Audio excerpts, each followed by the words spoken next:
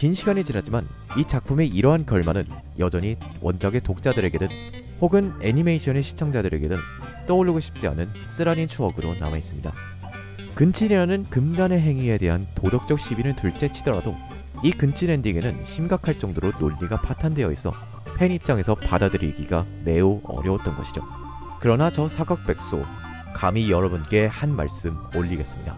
여러분은 이 내 여동생이 이렇게 귀여울 리가 없어, 줄여서 내역이라는 작품의 숨겨진 의도를 이해하지 못하신 것이라 생각합니다.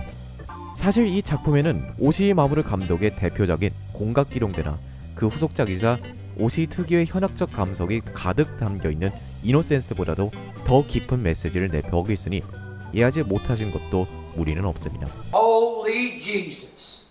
What is that? What the fuck is that? 명작이라는 단어가 있습니다. 여러 기준이 있겠으나 저는 명작이라 하면 수많은 사람들에게 깊은 인상을 남기는 작품을 지칭하는 말이라 생각합니다. 그리고 명작이라는 단어 역시 존재합니다. 말 그대로 저 세상의 작품이라는 뜻이며 수많은 사람들에게 깊은 인상을 남긴다는 점에서는 명작과 동일하나 그 인상을 남기는 방식이 이 세상에 존재한다고는 믿기 힘들다는 점이 명작과의 차이점입니다. 그리고 내여기가 바로 이 명작에 속하는 작품입니다. 이 세상에서는 도저히 생각해내지도 못할 방법으로 한 주제를 풀어나가죠. 작품 전체에 드러나지도 않으면서 작품 전체를 관통하고 있는 주제, 그것은 바로 아버지입니다. 코오사카 다이스케가 딸인 코오사카 키이노의 오타쿠 취미를 탐탁치 않게 여기고 이를 나쁜 것으로 규정하며 탄압하려 하는 그 자세는 일견 우리가 얼마 전에 MBC의 시사 교양 프로그램 100번 토론에서 보았던 그 일반인 분과 동질감이 느껴집니다. 선입견, 불통, 코오사카 다이스케라는 캐릭터가 보이는 모습은 이 두 키워드를 연상시키며 이는 우리가 아는 꼰대가 가지고 있는 대표적인 키워드이기로 하기 때문일 것입니다. 이렇게 저를 포함한 웬만한 시청자들이 그저 하나의 꼰대 캐릭터로 보고 지나쳤을 그는 나중에 상상도 못한 형태로 제 뇌리에 스쳐 지나가게 됩니다. 그 엔딩, 내 여동생이 이렇게 귀여울 리가 없어 라는 작품이 장작 나룻배 심일걸 분량으로 구축해놓은 인간관계를 단숨에 박살 내놓은 그 엔딩을 보고 저는 제 어리석음을 통감했습니다. 아, 진정한 아버지 코오사카 다이스케시여, 그리고 지금도 전 세계에서 자식들을 위해 고군분투하고 계실 아버지시여, 잠시라도 저 일반인분과 당신들을 동일시한 어리석은 저를 용서하여 주십시오. 선입견을 가지고 있었던 것은 오히려 저 자신이었음을 이제서야 깨닫습니다. 자식에게 고통스러울 것을 알면서도 자식의 미래를 위해 자신의 견고한 가치관을 주입하려는 그 행동의 의미를 이해하지 못했습니다. 아버지를 이야기하지는 않지만 아버지의 가르침을 따르지 않은 한 자매가 몰락하는 과정을 그리며 아버지를 그려나가는 작품, 그것이 바로 내 여동생이 이렇게 귀여울 리가 없어라는 한 전형적인 긴제봉 라이트 노벨의 진정한 모습인 것입니다. 개소리 집어쳐! 개소리는 이만 집어치우도록 하겠습니다. 솔직히 이렇게라도 안 하면 도저히 납득할 수가 없거든요. 지금은 에러만가 선생으로 유명한 후시미 트카사의 라이트 노벨인 내 여동생이 이렇게 귀여울 리가 없어는 2008년에 출시되었고 2010년에 애니메이션화된 이후 상당한 인기를 누렸던 작품입니다. 근친 성향을 내세우며 어그로성이 강한 제목 뒤로는 오타쿠에 대한 사회의 시선, 등장인물들의 청춘 어린 고래, 그리고 주인공인 코오사카를 둘러싼 하렘 러브 코미디 등 여러 주제를 다루면서도 제법 촘촘한 스토리와 뛰어난 심리 묘사가 대중에게 꽤나 괜찮다는 평을 받은 작품이라 할 수 있습니다. 그러나 이 작품의 이러한 장점을 논하는 것, 그리고 이에 더해서 이 작품의 줄거리를 언급하는 것에 과연 의미가 있을까 하는 의문이 듭니다.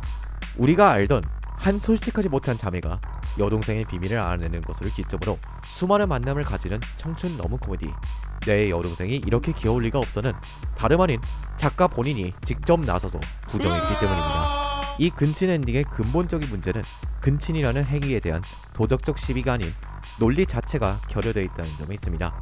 내여기는 여느 라이트 노벨이 그렇듯 여러 장르를 내포하고 있지만 기본적으로 청춘물에 그 기반을 두고 있었습니다. 외적으로 펼쳐지는 하렘 러브 코미디의 이면에는 등장인물의 내면적 성장이 있었고 이는 청춘물의 기본적인 클리셰 중 하나죠. 이렇게 라이트 노벨 11권 분량 동안 캐릭터의 내적 성장을 묘사하며 쌓아놓은 이유, 그리고 그 종착점은 결국 엔딩입니다. 아무리 주인공이 연애 감정에 둔하다 한들, 청력이 좋지 못하다 한들, 종착점에 다다른 이상 작가는 주인공에게 선택을 시켜야만 합니다. 그리고 선택은 탈락을 낳습니다. 그렇게 선택받지 못한 히로인의 기분이야 말로 설명할 필요도 없죠. 이러한 모든 사람을 만족시킬 수 없는 괴로운 선택을 할 수밖에 없는 주인공의 고뇌는 진부하지만 하레문의 클라이맥스로는 더할 나위 없이 적절한 전개이기도 합니다. 작중에서 주변 사람들과의 인연을 유지하기 위해 전력을 다해 도와주었던 주인공이자 오빠 캐릭터인 효스케에게 이러한 고뇌는 분명 상당히 괴로운 것으로 묘사되어야 하지 않나요? 망설이는 묘사조차 얼마 나오지 않고 쿠로네코와 아예세를 단박에 차버리고 키리노한테 가버리네요. 심지어 마나미 예와는 갈등 해결도 제대로 안 됐어요. 이거 제가 이상한 건가요? 원래 엔딩이라는 게 이런 것이었던가요? 갑자기 앞뒤가 안 맞는 아무 말 대잔치가 되어버려도 일단 끝만 맺으면 되는 거였던가요? 이렇게 지가 고생해서 만들어낸 인간관계를 풍비 박산낼 정도로 여동생을 좋아한다면 뭐 그래요. 일단은 좋다 이겁니다. 이것만으로도 충분히 11권 분량의 전개를 통째로 부정당한 셈이지만 그래도 제목도 제목이고 하니 작가가 집필 초반부터 이쪽으로 설계했다 치고 백보 물러가서 생각해보자 이거죠. 그런데 이렇게라도 억지로 이해해보려고 해도 근칠이라는 금단의 사랑을 묘사하는 무게가 심각할 정도로 가볍다는 점은 도저히 용납되지가 않네요. 피가 이어진 자매가 가족으로서의 관계를 넘어 연인 관계로까지 발전하는 것을 근친이라고 하지요. 이 근친은 법적으로도 사회 통념적으로도 금단의 영역에 있는 행위입니다. 만일 한 자매가 서로를 사랑한다고 하면 그 사실을 주변에 당당하게 얘기할 수 있을까요? 아니거든요. 그렇다고 제가 근친의 도덕적 잣대를 들이대며 이 엔딩을 논하고 있는 건 아닙니다. 오히려 저는 표현물에 이러한 묘사를 넣어도 문제가 되지는 않는다고 생각하는 사람입니다. 물론 몇몇 미디어를 가지고 장난질이나 치는 작품들은 저도 용납 못하긴 하지만 기본적으로 표현물은 결국 표현물일 뿐이고 작가가 무엇을 표현하느냐가 중요하지 과몰입적 자세로 받아들일 필요는 없다는 것이 바로 제 신조 중 하나입니다. 그런데 주변 인간관계를 싸그리 박살내면서까지 얻어낸 것이라는 게 고작 기간제 근친이라는 게 과연 상식적으로 말이라 되는 소리일까요?